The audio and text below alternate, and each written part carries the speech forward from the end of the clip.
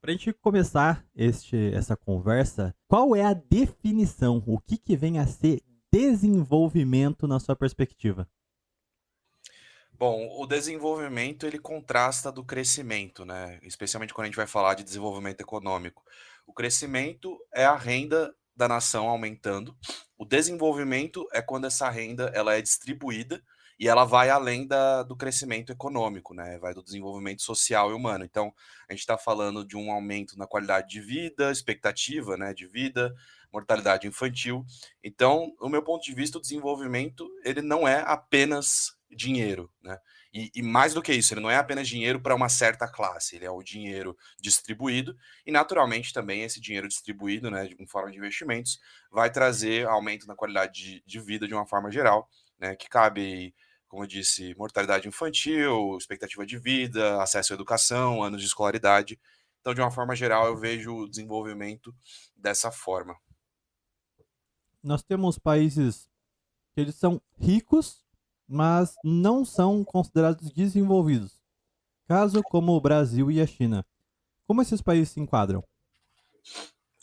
Na verdade, assim, mesmo o Brasil e a China, a gente não considera eles nem ricos, né. A gente fala popularmente rico em recurso natural, mas quando a gente fala em renda per capita, o Brasil se enquadra como um país de renda média. Porém, existem países que são considerados de renda alta, que não são considerados desenvolvidos ainda, como é o caso especialmente dos estados árabes ricos em petróleo, né, o Quatar, até a própria Arábia Saudita, os Emirados Árabes Unidos, eles têm um índice muito alto de riqueza, né, de PIB per capita, falando em dados exatos, só que ainda assim os índices sociais deles são muito baixos, né, expectativa de vida, escolaridade. Por quê? Porque essa riqueza está concentrada na mão de poucos, né, na mão de grandes oligopólios petrolíferos que não redistribuem essa riqueza. Outro exemplo clássico que eu gosto de citar de riqueza, mas não de desenvolvimento, é a famosa Argentina do começo do século XX.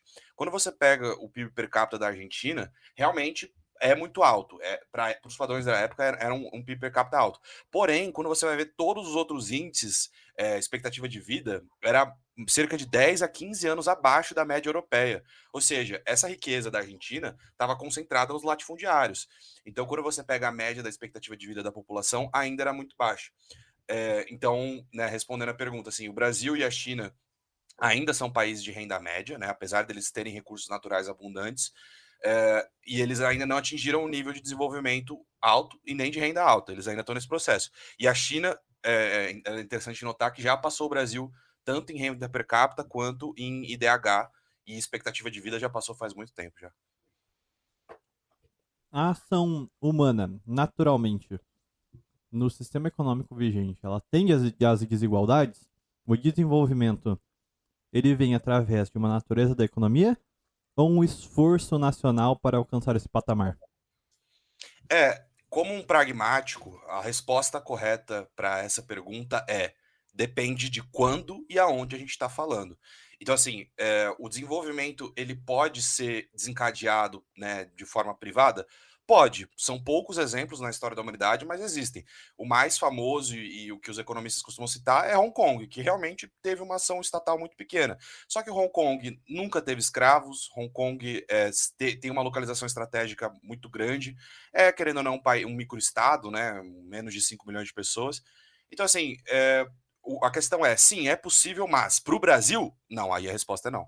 Aí precisa de uma coordenação estatal, especialmente do Brasil do século XXI, que é o que a gente está vivendo hoje.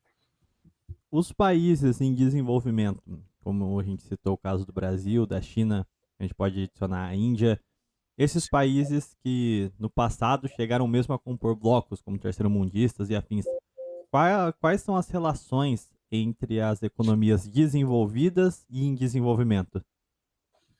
É uma boa pergunta, porque a questão aqui é a seguinte, né? Os países precisam fazer comércio, especialmente aqueles que estão no mesmo nível de complexidade econômica e no mesmo nível de tecnologia, né?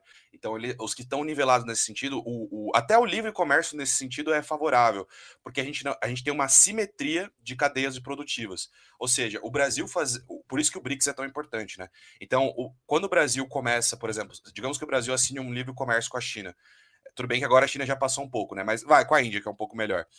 A gente vai vender os produtos manufaturados e comprar as commodities mais ou menos no mesmo nível. Por quê? Porque a Índia tem mais ou menos a mesma cadeia produtiva, em algum sentido, né? Agora, se o Brasil resolve fazer livre comércio com o Japão, como é assimétrico, o que vai acontecer? A gente vai vender muita commodity e comprar muito produto manufaturado, e o Japão vai ser o oposto. Isso vai fazer aumentar a nossa dependência de commodities e aumentar a produção manufatureira do Japão.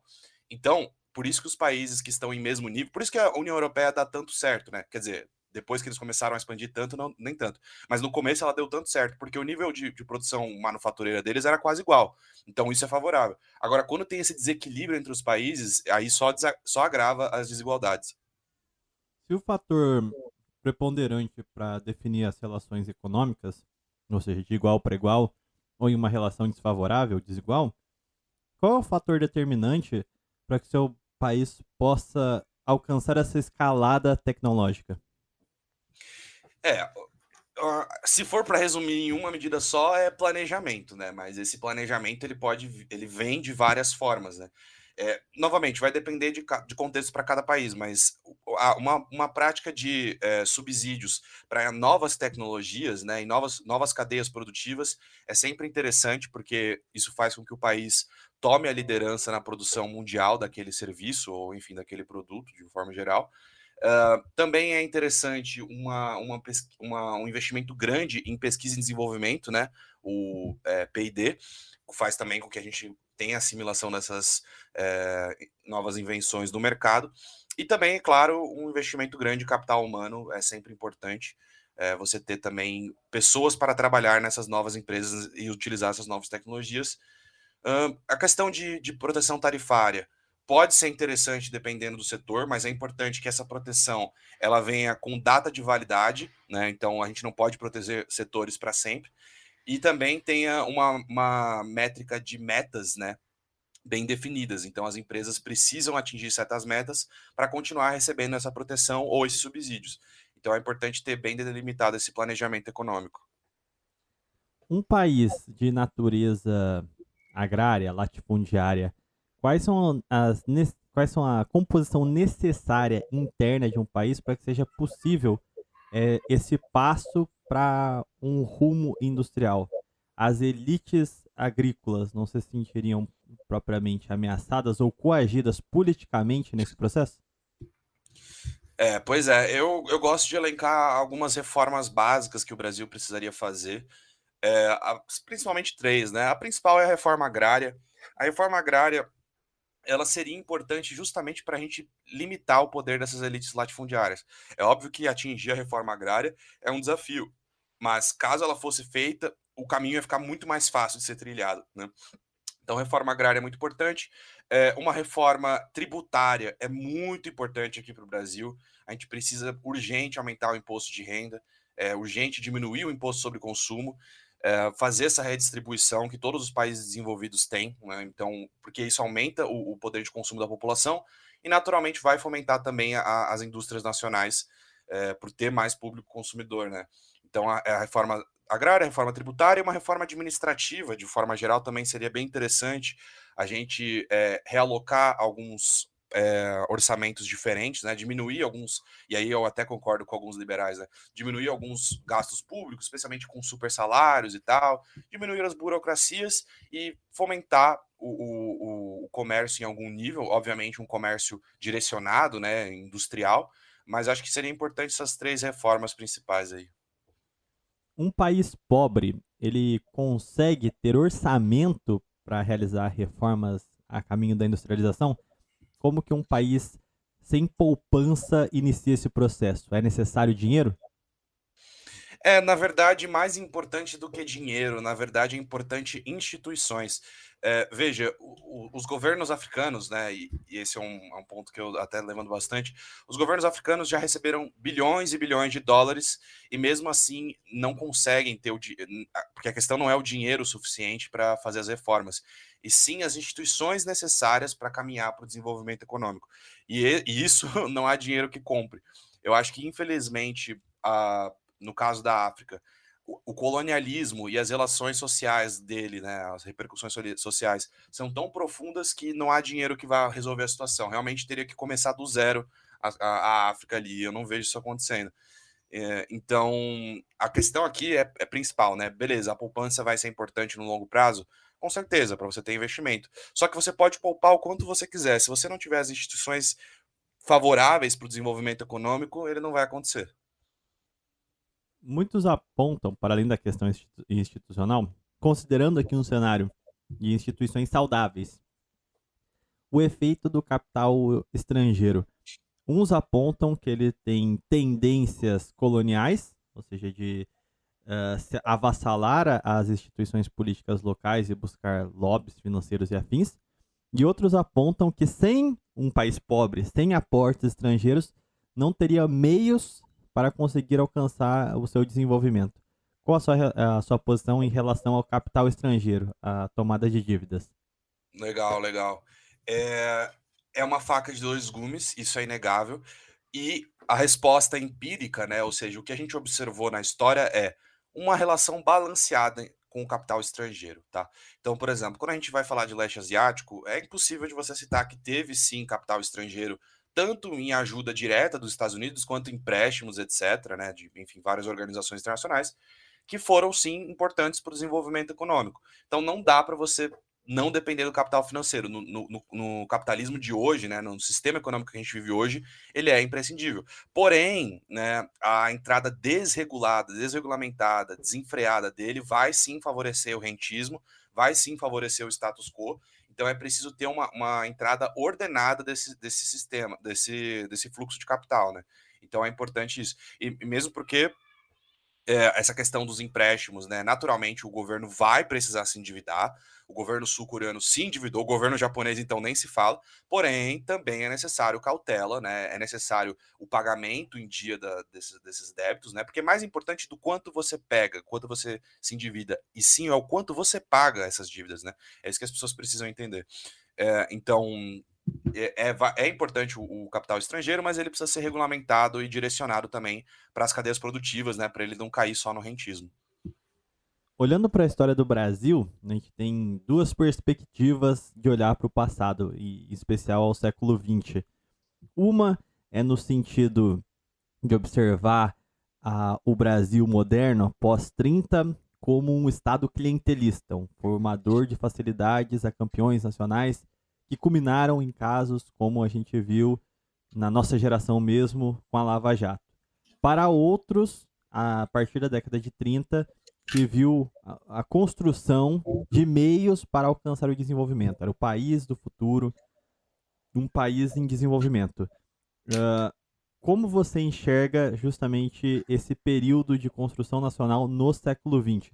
Foi uma forma que nos levou à nossa posição atual de estagnação? Ou houve méritos e real crescimento, real desenvolvimento após a década de 30? É uma ótima pergunta, porque a questão aqui é a seguinte, tá? As pessoas precisam entender o que era o Brasil antes de 1930. Se você acha que tá ruim agora, meu amigo, é porque você não viu o Brasil antes de 30. O Brasil era literalmente um fazendão, onde 70% ou mais da população vivia na pobreza, horas excessivas de trabalho, então era o brasileiro tomando sol na nuca o dia inteiro, para depois do que a gente chama de era desenvolvimentista, você ter um emprego, beleza, não nas melhores condições, mas um emprego mais digno, um salário digno, uma condição de trabalho melhor. Então é uma diferença muito grande desses dois Brasis, né? E é o que eu falo, o Estado brasileiro é clientelista? Sim, mas é melhor isso do que não ter, né? É ruim com ele, pior sem ele. Então, o Brasil, antes de 30, era um verdadeiro fazendão em que os oligopólios, os latifundiários, que já exercem o poder hoje, tinham um poder total do país, o controle era total, e a população brasileira tinha uma qualidade de vida terrível, né, péssima. Então, as pessoas precisam entender que esse movimento mudou a cara do Brasil. Beleza, ele não foi perfeito, ele tem muitas e muitas falhas, mas ele foi importante, ele mudou a nossa condição. A gente só está aqui hoje com acesso a computador, né, e acesso a um mínimo de qualidade de vida justamente por conta desse movimento, né, esses movimentos, digamos assim, né, que são vários. E ele abriu margem para a gente conseguir ascender. É exatamente isso, né? O Brasil era um país de renda baixa. A gente conseguiu chegar ao patamar de renda média justamente por conta desse movimento. Agora, o nosso desafio é sair da renda média, o que os economistas chamam de armadilha da renda média, e ascender a renda alta, né? Mas um grande caminho já foi traçado, isso as pessoas precisam entender. A gente tem, a gente já definiu o que é desenvolvimento e as políticas gerais que nos levariam a alcançá-lo. Mas eu gostaria que você separasse em duas causalidades, aquilo que causa a crise no Brasil, a falta de desenvolvimento em ambiente político, e outra sobre políticas econômicas que agravam o nosso caso. Onde a gente está errando, tanto em campo institucional como em campo de política econômica propriamente dita. Boa, boa. Então, a questão aqui é a seguinte, né? Quando a gente vai falar de política institucional, de desenvolvimento, política industrial propriamente dita, a nossa base institucional está errada. Ou seja, quem que a gente favorece aqui no Brasil? Os melhores? Não necessariamente. E aí que entra o Estado clientelista. Então, enquanto, por exemplo, na ditadura do Park, do General Park, lá na Coreia do Sul, foram favorecidos os melhores, os que tinham maior desempenho, maior produtividade, maior retorno financeiro. Aqui no Brasil tinham muitas ligações paternalistas, né, clientelismo, amigos do governo. Então, assim, esse é o primeiro ponto, né? A gente tem esse problema de ajudar, não necessariamente aquele que é melhor, é assim que aquele que é amigo do Estado. Sim, isso é um problema. Segundo, setores, né? Aqui no Brasil a gente teve muita ajuda para o setor que já é consolidado, que é o agronegócio, ou setores variáveis do agronegócio, né? Como a própria JBS recebeu muita ajuda do governo. Esses setores não podem receber ajuda. Muito pelo contrário, né? Eles podem ser deixados de lado, né? Justamente. Então a gente focou nos setores errados, da forma errada, e também outro problema muito importante, que é o que eu falei do prazo de validade.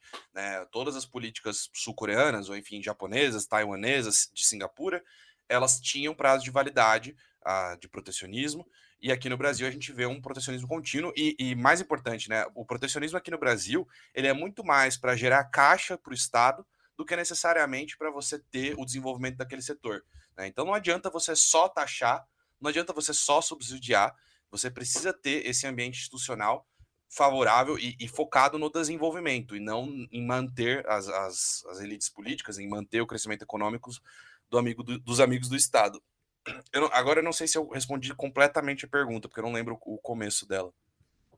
É uma delimitação onde nós estamos errando em campo político e onde estamos errando em campo econômico. No caso, deu a entender claramente as razões, principalmente econômicas, mas no nosso arranjo institucional, o que propriamente impossibilita que a gente tome decisões assertivas.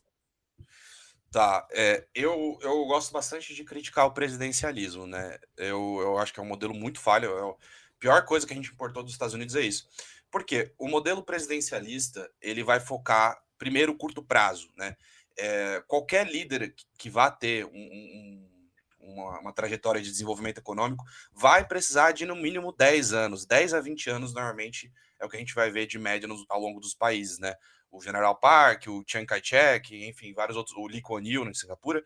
Então, e o presidencialismo ele vai limitar isso a 8 anos. Já tem esse problema inicialmente. Não há problema de você ter líderes longevos, desde que eles sejam democráticos e desde que eles participem de eleições, estejam constantemente sendo renovados. Inclusive, é muito comum você ver nos países desenvolvidos líderes há muito tempo.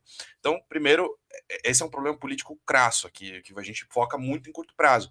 E pior, né, quando a gente fala de eleição, é sempre os 4 em 4 anos. Então, no presidencialismo, a gente está sempre preso a essa ideia de 4 anos, e aí o político chega no ano de eleição e, ó, vai ter eleição, eu preciso me manter no cargo, vou fazer alguma coisinha aqui, faz qualquer coisa. No parlamentarismo, o cara tá todo o tempo ligado, porque o parlamento pode ser dissolvido a qualquer momento, não a qualquer momento, né? Mas com muito mais frequência do que 4 anos. Então, deixa o sistema político muito mais dinâmico nesse sentido. E acho que tem mais um outro ponto que eu gosto de criticar no presidencialismo. Que é o seguinte: no presidencialismo a gente foca muito na figura do executivo, né? Beleza, o executivo é importante, só que o legislativo é deixado totalmente de lado. E no parlamentarismo, quando você foca, né, apenas em eleições parlamentares, legislativas, isso faz com que as pessoas tenham mais cuidado em escolher os parlamentares. Então, aqui no Brasil, o pessoal vota para presidente e nem liga para quem vai votar em deputado, sendo que se fosse um modelo parlamentarista, ele só iria votar o equivalente a um deputado. Então, iria exercer mais atenção na hora desse voto. Então, acho que politicamente o presidencialismo atrasa muito a nossa nação. Gostaria de voltar um pouco no nosso processo sociológico para perguntar algumas questões a respeito do nosso sistema político atual. Então, me permita uma digressão aqui, Uhum. que é a respeito de um valor que no passado foi muito louvado e é uma coisa que permanece presente na, na nossa concepção de brasileiro, que é no nosso processo colonial, muito foi exaltada a democracia racial, a democracia biológica, ou seja, elencando a figura do mestiço, principalmente, né, o mulato, o sujeito que era filho de senhor de engenho, com uma escrava, mas que mesmo não sendo totalmente reconhecido pelo pai, tinha acesso à educação graças a esse laço paternal, um tanto quanto ambíguo, né? Essa aí era basicamente a base, a mola dessa ascensão social através da miscigenação. Essa classe, ela não conseguia encontrar espaço na sociedade. Isso é, ela não podia ser escrava, e ela nem tinha esse interesse. Ela não necessariamente herdaria as posições do pai. Ela era colocada na máquina pública por influência patriarcal devido à preponderância econômica do seu pai. Só que na máquina pública não havia como ascender aos cargos realmente importantes, que eram reservados à fidalguia. Ou seja, ele estava basicamente recluso a uma posição parasitista. E aí vem, né, a origem do Estado clientelista brasileiro. Ao longo do nosso processo histórico, essa classe do meio, principalmente após a vinda da família real, é quem consegue ascender. Com o declínio da cana-de-açúcar, do ciclo do ouro, no século XIX, essa classe se tornou os bacharéis que foram protagonistas no processo de independência e a nossa primeira elite verdadeiramente nacional. Com essa elite política, a gente pode de fato sonhar em desenvolvimento até onde nós somos limitados sociologicamente. O problema aqui, na verdade, não está nem necessariamente a qual classe está no poder, né? O problema é as instituições que formam esse poder. Então, quando você falou da independência de Portugal, na verdade, a independência foi adquirida, só que as instituições foram mantidas. Então, a gente acabou trocando uma elite agrária internacional portuguesa por uma elite agrária nacional brasileira. Então, o problema é justamente esse: a gente ter essa elite agrária que vai concentrar poder e não tem um pingo de interesse em industrialização. Para eles, o interesse é o status quo. Então, eles já detêm grandes terras e eles vão continuar detendo ao longo do tempo. Ok, teve alguns movimentos sociais que mudaram isso. Então, o problema realmente não é necessariamente quem é a elite ou quem não é. O problema é a instituição que vai manter a elite não interessada no desenvolvimento econômico. Esse eu vejo como problema principal. Mas não são. As instituições não são desenhadas em algum momento pelas elites? Não é um processo correlato? De fato. Então, assim, as instituições brasileiras foram desenhadas na época colonial, foram levemente retocadas durante a independência e se mantêm até hoje. Não, ok, tiveram algumas mudanças justamente nos anos 30, mas a ideia é que essas instituições, elas favorecem a elite e vão continuar favorecendo independentemente de quem necessariamente ocupa, quem seja essa elite. Ela, na verdade, a elite vai ser a elite por conta das instituições, né? Ainda nesse sentido, eu achei interessante sua fala sobre o parlamentarismo e a longevidade de um certo líder nacional que possa dar continuidade a um projeto de desenvolvimento. Ao longo do século XIX e mesmo nas primeiras décadas do século XX, o que a gente percebeu em sucessivos ciclos foi os malefícios das elites provinciais, desse poder patriarcal ainda que se preservou nas partes e que alcançavam as suas posições políticas através, né, do coronelismo e da sua presença.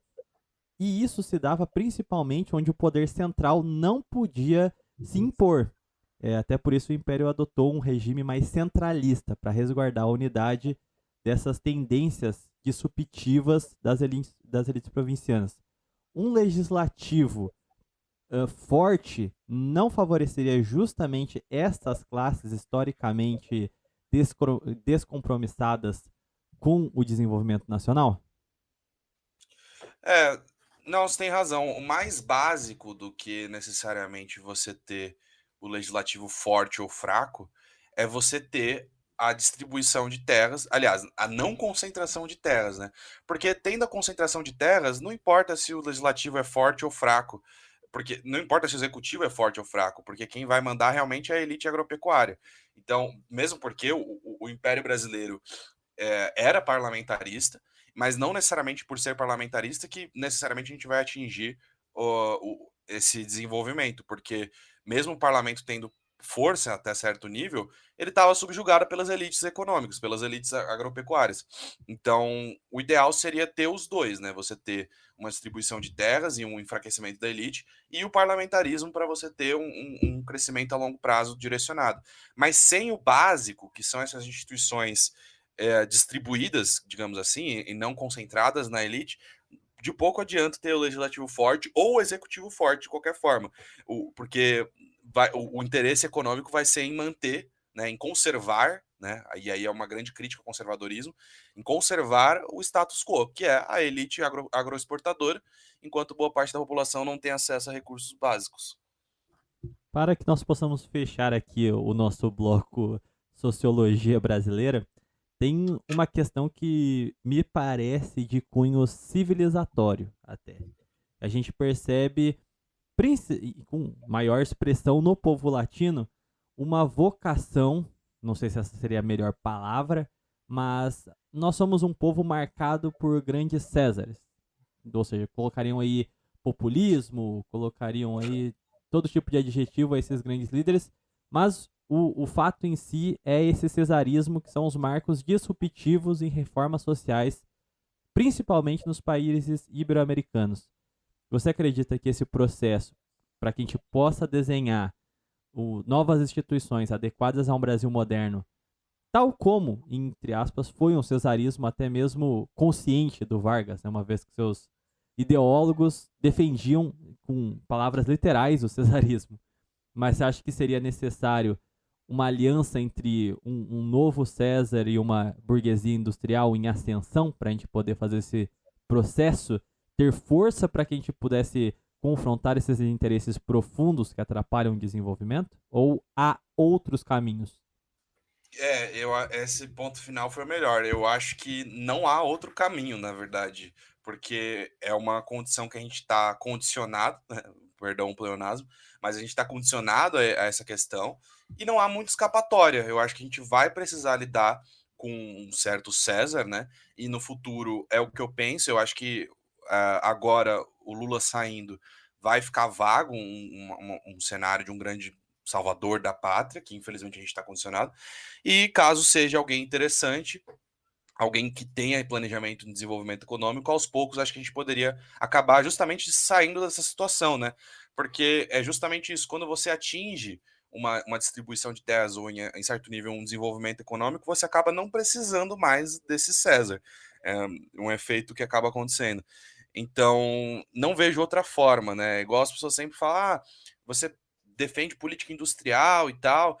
Cara, não tem muito mais o que fazer. Se a gente deixa a mercê do mercado, a situação se conserva, né? Como o mercado adora, conservar o que já existe. Então, a gente vai ter que usar as ferramentas que a gente tem disponível. No caso, essa questão de salvador da pátria, né? Infelizmente é negativo, eu gostaria que não existisse, mas como existe, eu acho que a gente pode tentar usar ao nosso favor e tentar achar esse cara, ou esse grupo que seja, que esteja interessado em desenvolver o Brasil. Ao longo da nossa exposição, ficou evidente algumas críticas à preponderância do poder latifundiário, e isso pode vir a acabar com algumas confusões no entendimento de quem assiste a respeito do agronegócio. Eu gostaria que você apontasse eh, a sua posição a respeito do agronegócio e já aproveitasse esse seu comentário sobre se ele é necessário ou não, se é uma coisa que a gente tem que superar ou não na economia brasileira, para responder também um tipo de argumentação que também é muito recorrente, devido às nossas potencialidades no agro, que é a respeito de se é possível se desenvolver apenas com o agronegócio. Geralmente trazem casos de países da Oceania que É, enfim, acho que você já teve contato com esse tipo de argumento. aham. Boa, beleza. Primeiro, boa, só deixando claro, né? Quando eu falo agronegócio, enfim, eu estou falando de elite latifundiária, né? Então a gente está falando de grandes detentores de terras que representam uma parcela muito pequena da população. Não estou falando do fazendeiro mediano e nem do pequeno detentor de terra, né? Então, primeiro pontuação é essas pessoas que mandam no Brasil desde sempre, né? Desde Portugal. A questão assim, é possível se desenvolver só com agro? É, mas é um caminho longo, difícil e que a gente não precisa ter. É naquelas também, né? Uma suposição, mas assim, eu acho que mas é muito difícil. E o ponto aqui é, na verdade, seguir mais. Apesar de eu ter muitas críticas ao modelo de distribuição de riqueza dos Estados Unidos, que na verdade nem existe direito, o modelo de crescimento econômico dos Estados Unidos é super interessante e super favorável. Então, eu acho que a gente pode beber um pouco dos Estados Unidos, que é o quê? Eles têm um agro? Tem, é um agro forte, não representa tanto dos empregos e da renda gerada quanto é o caso brasileiro, porque lá existe uma produção tecnológica, uma produção industrial muito grande, mas o agro ainda tem um papel. Então, primeiro, beleza, a gente não precisa, ninguém fala de abandonar o agro, a gente vai ter o agro, ele só não vai ser tão predominante e preponderante quanto a gente tem hoje. Então, a gente vai ter o agro, e mais importante, aí vou puxar os países da Oceania, né? É um agro com sofisticação produtiva. Então, é o melhor exemplo da Nova Zelândia. A Nova Zelândia não vende leite bruto, beleza, ela vende leite bruto, mas ela vende muito mais whey, né? Que é o leite, digamos assim, refinado, sofisticado em algum nível, né? Uma complexidade muito maior e que gera um valor agregado muito maior. Inclusive fruto de políticas industriais, né? Então é importante a gente pegar o nosso agro bruto, pegar a nossa soja bruta, refiná-la, né? E fazer produtos de mais complexidade econômica. Como fazer isso? Políticas industriais. Não tem muita escapatória, tá? Então, essa relação que eu tenho. A gente precisa acabar com o agro? Não, obviamente não. O que a gente vai fazer é dar mais espaço para outros setores da economia, assim como os Estados Unidos fez, e também sofisticar aquilo que a gente já tem. Aumentar a tecnologia também é importante, etc. Né? A gente gerar mais capital humano também é importante, mas não precisamos acabar com o agro, não. Bom, feitos os esclarecimentos a respeito sobre o agronegócio, eu acho que é interessante a gente apontar aqui a questão da divisão internacional do trabalho. O que Hum. vem a ser esse conceito e onde a gente se encontra e essa nossa posição, ela é propícia ao desenvolvimento, não é como que posição nós deveríamos almejar nessa famigerada divisão internacional? Pois é. A divisão internacional do trabalho vai se basear nas cadeias produtivas dos países, né, especialmente dos produtos que eles exportam. Então, quanto maior a complexidade do produto, mais bem posicionado ele está na divisão internacional. E o Brasil, infelizmente, está numa posição mediana para baixo, né, digamos assim. Acho que deve ter alguma classificação melhor, mas eu chamo de mediana para baixo porque, realmente, a gente exporta alguns produtos um pouco mais complexos, a gente tem uma indústria, a gente não é igual, por exemplo, o Chad, ou, enfim, o Camarões, né, que são países que realmente não tem nada de indústria, 1%, 2%. A gente tem uma certa indústria, mas mesmo a nossa indústria ainda é muito básica, né, com pouca complexidade, pouca tecnologia. A gente não, os nossos produtos não são de tão alto valor agregado. Então, a gente vende, a gente tem indústria siderúrgica, legal, a gente produz aço, legal, mas a gente não produz carro. Então, assim, a gente ainda está muito abaixo nessa linha. E não adianta, todos os países vão precisar, especialmente um país que tem a dimensão como o Brasil, né, que depende tanto de exportações como é o caso do Brasil, a gente precisa almejar uma posição maior, uma posição mais favorável, que é a que todos os países desenvolvidos ocupam de uma forma ou outra. Olhando para essa questão, a gente passa a ter mais contato com esse palavrão que é a divisão internacional do trabalho, principalmente entre os anos 90 e 2000. Digo numa experiência própria porque eu sou um autêntico zoomer. Quem foi estudante entre essas duas décadas provavelmente teve contatos, vamos dizer assim, spamavam isso nos materiais didáticos em Sim. geografia, que era a respeito sobre a globalização, a mudança cultural, as conexões entre o mundo e afins. A globalização foi boa para o país? Quais foram os efeitos do país ter adentrado essa ordem globalizada? Boa pergunta. Cara, a questão não é assim. A forma que a globalização atingiu o Brasil, na minha opinião, foi majoritariamente negativa, de um ponto de vista econômico, tá? Então, a forma que o Brasil entrou no jogo da globalização, digamos assim, né? Que no caso foi os anos 90, né? Propriamente ditos, foi uma forma ruim. Poderia ter sido pior? Com certeza. A gente tem exemplos muito piores que o Brasil.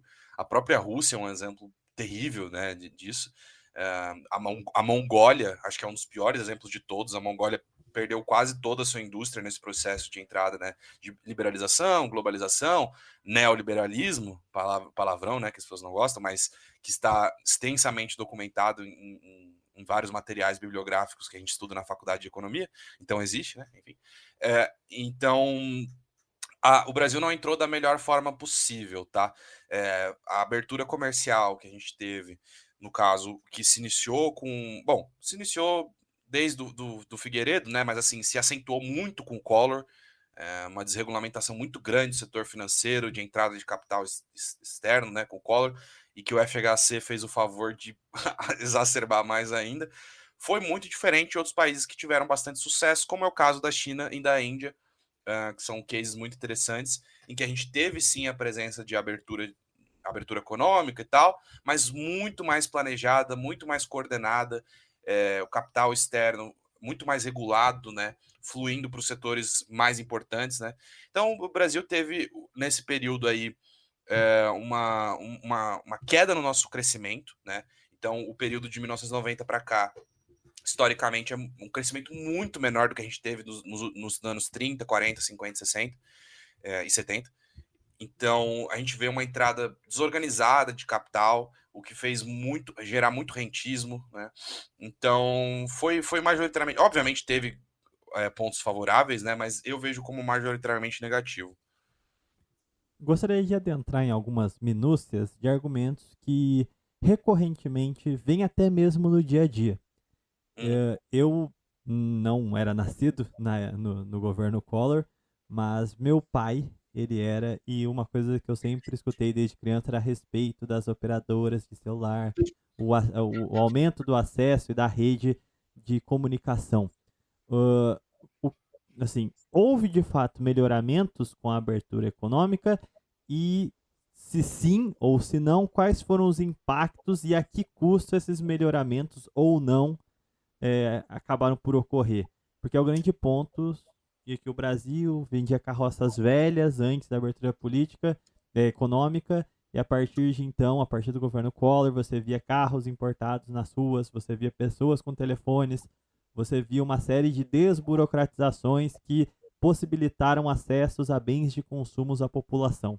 Se você pudesse comentar particularmente os impactos, se foi positivo ou negativo, ou se foram as duas coisas ao mesmo tempo, do governo Collor especificamente. Legal. Tá, vamos lá. A questão, por exemplo, a gente tinha mais carros, né, de uma forma geral. É, mas quem tinham esses carros, né? As pessoas com melhores condições. Então, por que também? A gente está vendo aqui uma questão de aumento tecnológico, né? Então, agora voltando na questão do telefone, né? O que vai impactar muito mais o acesso ao telefone foi o avanço tecnológico dele, muito mais do que a questão da estatização, privatização, de ser o Estado ou privado, mesmo porque os Estados Unidos sempre foi privado e mesmo assim, alguns anos antes, né, porque lá naturalmente o avanço tecnológico chegou antes, né, começou lá, as pessoas não tinham acesso ao celular, e elas foram ter acesso ao celular não por privatização ou estatização, e sim porque a tecnologia ficou mais barateada, né, e diminuiu o custo para se produzir um celular, assim como se diminuiu massivamente um custo para se produzir um computador, né, que antes custava milhares de dólares. Isso fez com que o acesso fosse facilitado. Então, muitos, isso vale não só para telefone, mas para muitos aspectos. O aumento dos telefones, né, as pessoas terem acesso, até mesmo o acesso a linhas telefônicas, se deve muito ao aumento tecnológico. Claro, é possível de fazer uma análise para ver se é, a esta- por eu ser um pragmático, né, não necessariamente o Estado vai ser o melhor gestor de certo setor. E é possível de fazer uma análise se naquele momento o Estado era o melhor. Mas o que eu posso te garantir é a principal diferença vai ser em relação à mudança tecnológica. Assim como, por exemplo, inicialmente a iluminação elétrica era uma luxúria, que ninguém tinha acesso, e ela não era estatizada ou privatizada. Aliás, ela era privatizada, né, na maioria dos países. E não foi por conta de uma privatização ou de uma estatização que ela começou a se popularizar, e sim pelos avanços tecnológicos que fizeram com que o custo da energia elétrica caísse. E para o telefone, esse é o principal. Então, não tem uma correlação tão clara assim em relação à distribuição estatal ou não. Outro ponto muito recordado de maneira positiva da era neoliberal é a questão do plano real, a estabilização da inflação. Quais foram os pontos positivos e negativos e se há alguma correlação entre o fim das políticas industriais, e a gente pode dizer a desindustrialização do país, com o plano real, com a nova moeda? Sim, sim, há muita relação. Então, assim, o plano real, ele foi imprescindível, realmente foi um plano bem sucedido, importante, e o problema dele se reside no longo prazo, o longo prazo do plano real que foi o problema, especialmente pela questão do câmbio flutuante. Então, o câmbio flutuante, o câmbio, na verdade, em si, ele é uma ferramenta de política industrial muito subestimada, na verdade, né? Quem vai falar muito disso é o Bresser, né? O Carlos Bresser. Então, o câmbio flutuante fez com que a nossa moeda se valorizasse muito e que os nossos serviços industriais ficassem menos competitivos. Então, é por isso que a maioria dos países asiáticos, né, eles mexem muito no câmbio, né, e desvalorizam várias vezes. A gente vê várias vezes a China desvalorizando e tal. A própria Coreia utilizou muito disso, né? E é uma ferramenta que, infelizmente, o Plano Real é, acabou matando aqui no Brasil, que é a ferramenta do câmbio. Então, no longo prazo, o Plano Real acabou matando boa parte da nossa indústria e desindustrializando boa parte do país, justamente por se manter flutuante. E era algo que, assim, no curto prazo poderia ser interessante, mas no longo prazo poderiam ter sido feitas reformas, especialmente ali lá para 96, 97, que a situação já estava se estabilizando. A gente podia ter mudado a nossa política cambial, podia ter feito algumas reformas. Então, assim, o plano real no curto prazo super importante, foi necessário. Então, assim, nos primeiros até anos, o câmbio flutuante foi interessante. Agora, no longo prazo, ele foi bem prejudicial. E é um assunto que as pessoas normalmente não tocam, mas assim, o real no longo prazo, super valorizado, né? Fez com que a nossa indústria perdesse muita competitividade internacional. Fica implícita nessa questão e para muitas pessoas gera uma certa ambiguidade. Concomitantemente à desindustrialização do Brasil, surgiram também as lojinhas de bugigangas, as 1,99. E isso possibilitou acesso a diversas mercadorias que muitas pessoas não tinham acesso, ou propriamente aumentando o poder de a sensação do poder de compra com as importações. Por que é importante ter uma indústria nacional? Por que não vale mais apenas importar se for mais barato?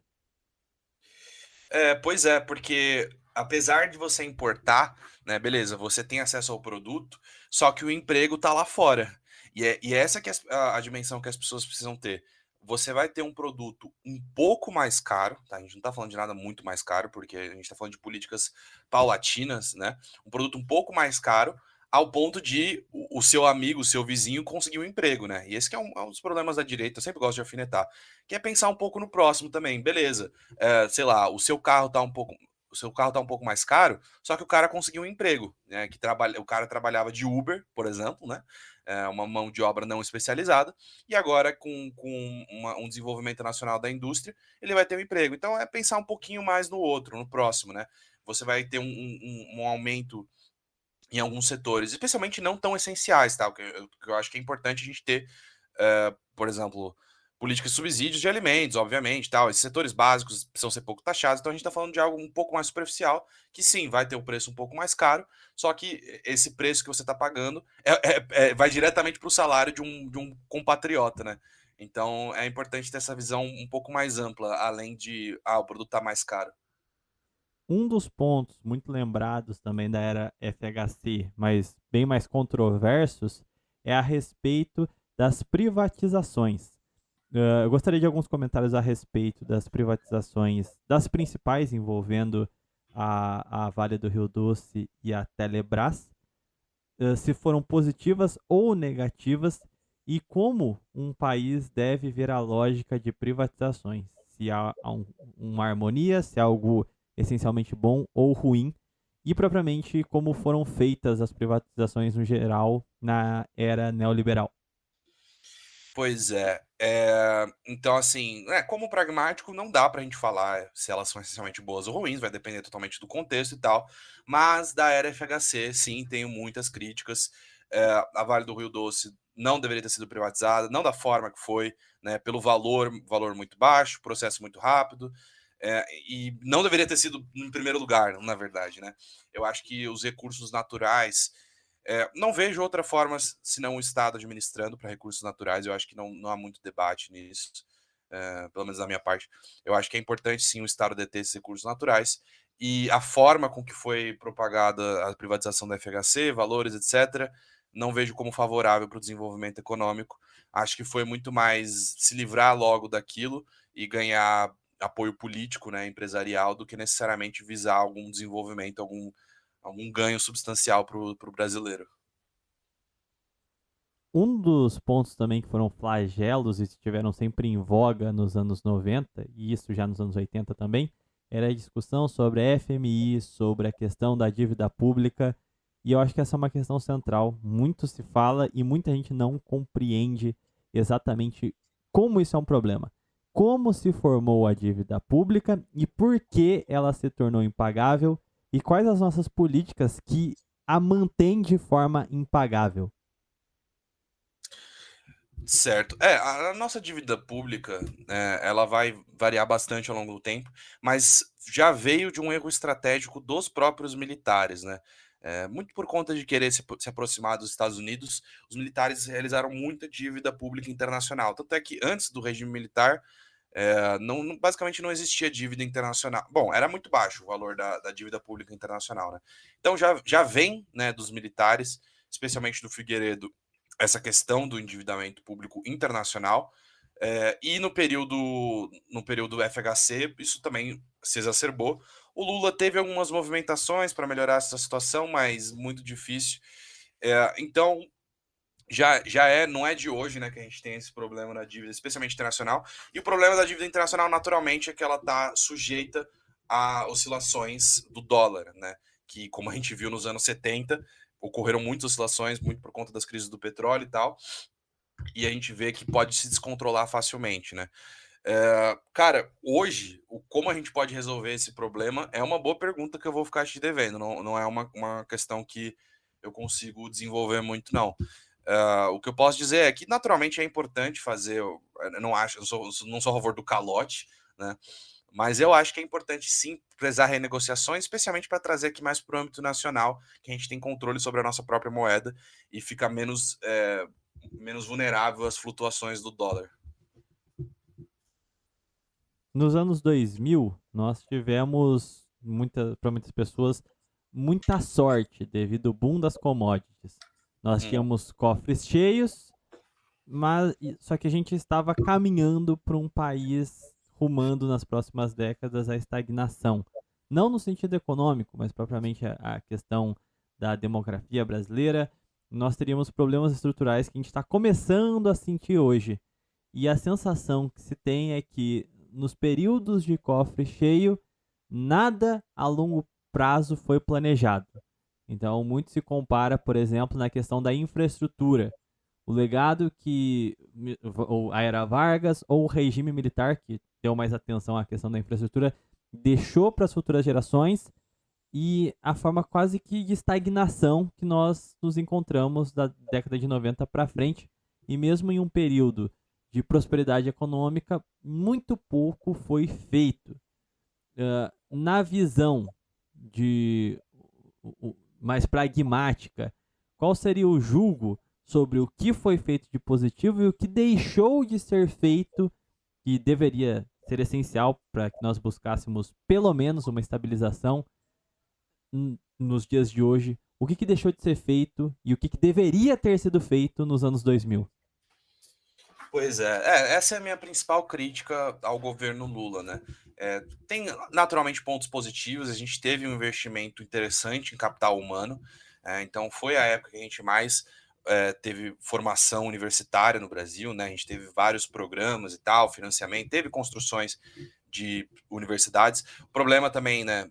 Dentro desse ponto favorável, existe o problema do foco da educação universitária, né? E a educação básica não teve o mesmo foco, que é bem legítimo fazer essa crítica, mas de fato teve um investimento em capital humano, o que é importante, mas por si só não é suficiente para o desenvolvimento econômico. Então, a gente tinha uma boa reserva de capital que poderia ter sido utilizada justamente para o financiamento de novos setores, né, de setores tecnológicos, setores da fronteira de produção, justamente setor automobilístico, setor de carros elétricos, celulares, né, na época que viriam a virar smartphones, coisa que a China fez, né, justamente, que também deu origem do boom das commodities, justamente ela fez isso, né, e o Brasil poderia ter feito com o fluxo de capital que estava entrando aqui.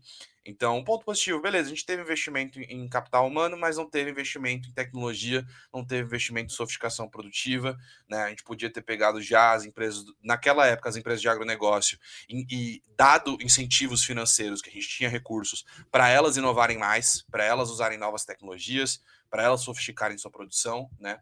Dar essas recompensas para as empresas. Não foi feito, não tinha muito interesse em mudar essa situação, especialmente também porque a gente teve uma distribuição de riqueza interessante, né?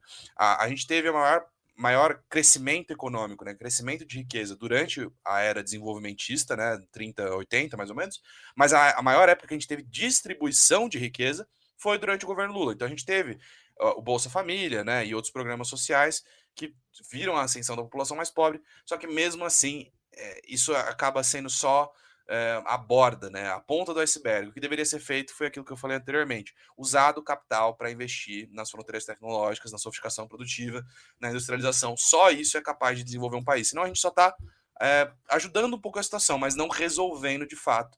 E essa é uma grande crítica que eu tenho do governo PT, que, querendo ou não, não tinha interesse, porque para eles estava tudo certo, estava com a popularidade em alta, então, assim, não tinha interesse de fazer esse movimento e também não tinha interesse de mudar a estrutura econômica, né? Então, você querendo ou não, quando você investe nesses setores, acaba mudando a hegemonia do agronegócio, e o PT também não estava interessado em fazer isso, estava mais tranquilo ali, digamos assim, dando migalhas em algum sentido, migalhas muito importantes, bom ressalvar, mas não teve interesse em fazer as reformas profundas que eram necessárias. Uma questão elucidativa sobre esse último ponto. A gente perpassou os anos 90 até chegar nos anos 2000. A gente observa que da década de 90 foi como se o Brasil abdicasse da luta pelo desenvolvimento. Ele aceitou a sua posição na Divisão Internacional do Trabalho como um país agropecuário.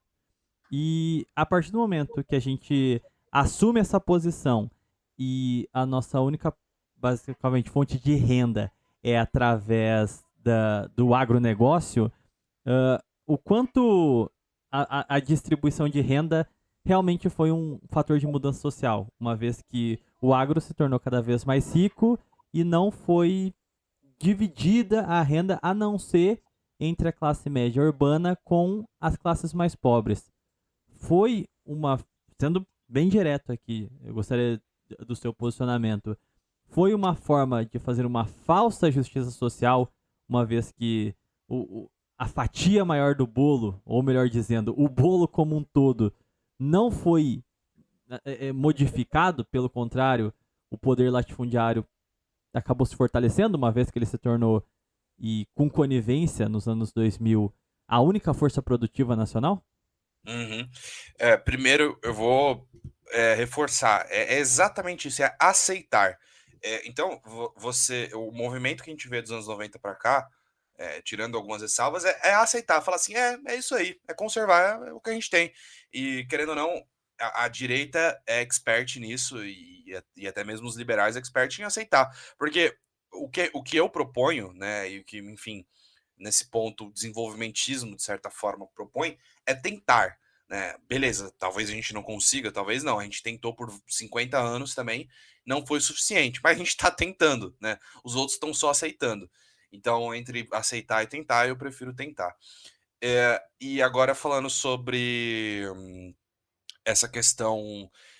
Eu não consigo chamar de falsa justiça social, porque eu chamaria de insuficiente. Porque assim, ela foi legítima, beleza, poderia ter sido feito melhor, mas eu acho ela insuficiente. E é bom lembrar que a realidade do brasileiro mudou muito, sim. Dos anos 2000 para os anos 2010, existe uma mudança bem grande na realidade do brasileiro, lá de prática, né? Que se reverbera em números também, né? De expectativa de vida, próprio acesso à educação, acho que foi o que mais subiu. E a própria saída de pessoas da pobreza, apesar de às vezes ser um número inflado e tal, existiu sim um número considerável. Então, eu não consigo chamar de falso, eu vejo como insuficiente, eu acho que poderia ter sido feito melhor, mas falsa para mim dá muita impressão de que, não foi feito, mas não mudou a realidade. Mas a realidade de fato mudou. Poderia ter mudado mais? Com certeza, poderia ter mudado muito mais. Mas que ela mudou, mudou. No que diz respeito ainda ao agronegócio e à dívida pública, foi elencado o comentário de que nós sofreríamos muito com as condições econômicas internacionais devido a esse laço umbilical que foi estabelecido através da dívida pública.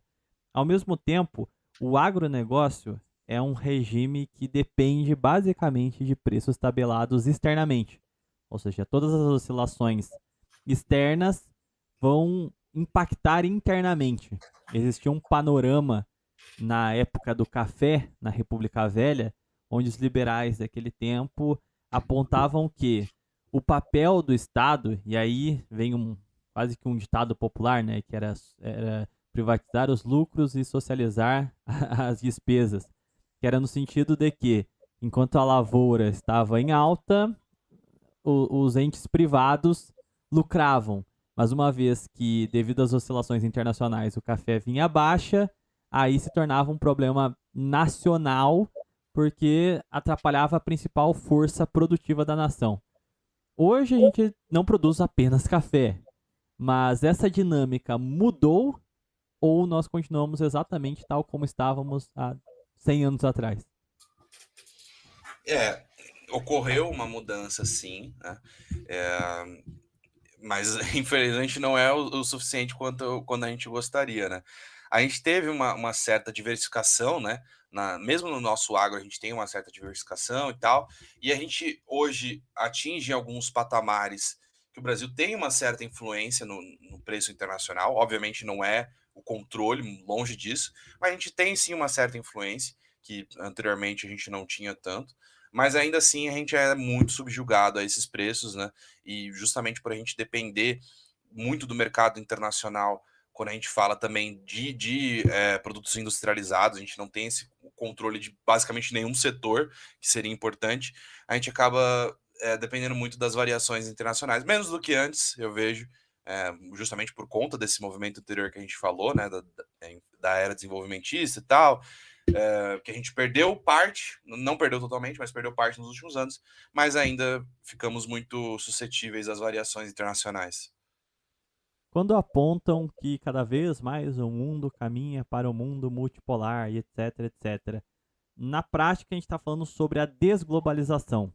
Essa era dos mares protegidos para o comércio, para uma política, para uma polícia internacional, que seria os Estados Unidos, que garantiria essa abertura de mercados e o livre comércio global, estaria por acabar. Ou seja, os perigos do livre comércio para a própria efetivação do comércio internacional vão voltar a rondar. quais são os possíveis impactos ao Brasil, positivos e negativos, na sua visão, da desglobalização? E se você acredita que isso realmente é uma realidade? Eu acho que a multipolaridade é uma realidade, mas a desglobalização eu já não consigo enxergar tanto. Eu acho que a gente ainda vai ficar muito dependente das outras nações em vários sentidos, né? Tanto econômicos, mas o ponto principal vai ser que a gente vai ter uma dependência mais equilibrada, né? E aí que é importante o Brasil saber se situar.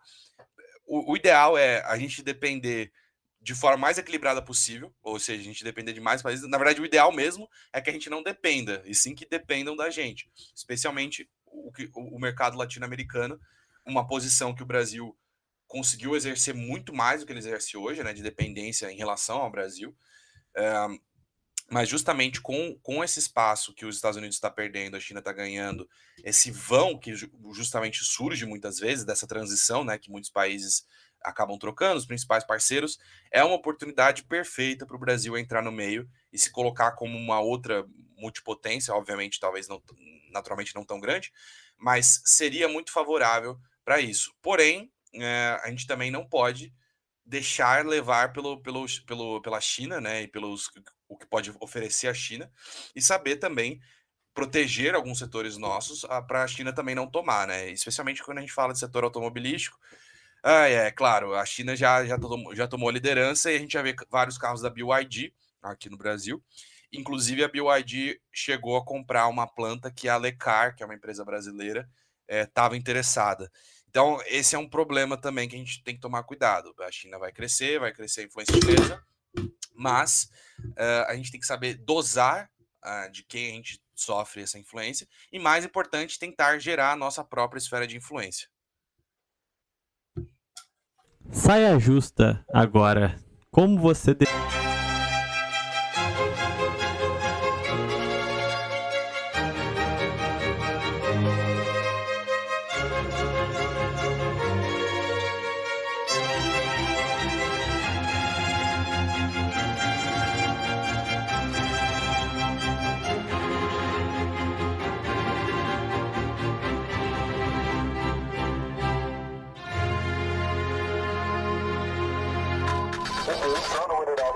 Information Delta.